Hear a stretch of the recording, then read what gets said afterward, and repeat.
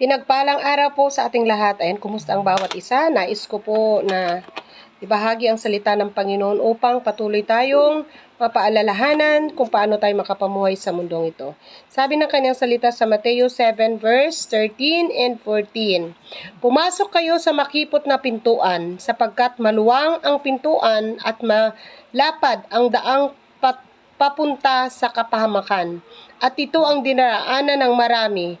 Ngunit makipot ang pintuan at makitid ang daang papunta sa buhay at kakaunti ang nakakatagpo niyon. Purihin ang pagkabasa ng salita ng Panginoon. Mga kapatid, pinapaalalahanan naman tayo kung paano tayo lumakad sa mundong ito. Sabi doon, malawak, malapad ang pintuan patungo sa kapahamakan. Pero pagdating sa pintuan na makipot, ito yung pintuan o ito yung sitwasyon na tayo ay punong-puno ng pagsubok, ng persecution, ng kahirapan.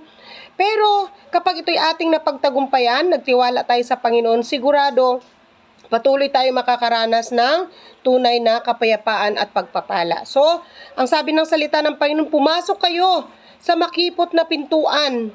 So, ibig sabihin, kapag tayo nakakaranas sa mga pagsubok, iba't ibang mga kahirapan, kabigatan, ito yung mga sitwasyon na ito'y ating pwedeng pagdaanan dahil alam natin na ang Panginoon na hindi tayo pababayaan kapag ganito ang ating sitwasyon, ang ating kalagayan. So, pagpalain nawa ang kanyang salita at ikaw at ako ay kailangan nating magtiwala sa Panginoon na kahit may mga sitwasyon tayong bigat na tayo, hirap na tayo, parang mahirap intindihin, laging tatandaan na ang Diyos ay patuloy na paipaalala sa atin na tayo ay magtatagumpay kung tayo ay magtiyaga or magtiis sa anumang ating kalagayan dahil may tagumpay na pangako ang Panginoon. Let us pray.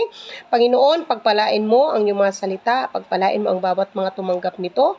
Nawa bigyan mo pa kami ng tapang, lakas ng loob upang patuloy naming mapagtagumpayan ang aming mga sitwasyon sa mundong ito na punong-puno ng kabigatan, ng kahirapan, ng mga problema. Ikaw ang Diyos na nangako nito, Panginoon, na Lord, wag hayaan mo, Panginoon, na sa aming mga hakbang, sa aming mga pinagdadaanan, mayroon ka, Panginoon, pangako na katagumpayan, O God. Pagpalain mo ang bawat isa, pagpalain mo yung mga salita sa pangalan ni Jesus. Amen, amen. Ayan, so, God bless po sa ating lahat at ingatan tayo ng Panginoon. God bless.